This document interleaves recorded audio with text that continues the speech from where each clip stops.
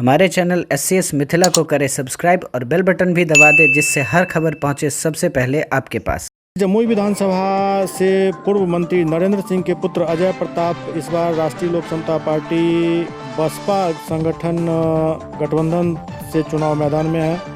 वैसे तो पूर्व मंत्री नरेंद्र सिंह एवं उनके पुत्र अजय प्रताप को जमुई विधानसभा से अपार जन समर्थन जनता के द्वारा मिल रहा है। एक और सभी प्रत्याशी अपने किस्मत को आजमा रहे हैं, वहीं जमुई के विकास में अहम योगदान देने वाले प्रखर एवं जनता के हर तबके की आवाज़ अजय प्रताप को इस बार दूसरे गठबंधन के बावजूद भी विधानसभा पहुंचाने के लिए उठ रही है।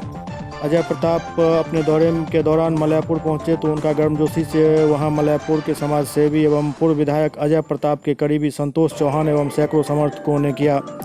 अजय प्रताप से मिलकर संतोष चौहान ने उन्हें आश्वस्त किया कि हर बार की तरह इस बार भी मलयपुर की जनता, जमुई विधानसभा की जनता एकमत होकर पंखा छाप पर ही बटन दबाएगी। जिसके बाद तुरंत ही पूर्व विधायक ने अपने समर्थकों को भरोसा दिलाया कि उनका भरोसा और विश्वास हर स्तर पर पहली प्राथमिकता पर रखा जाएगा।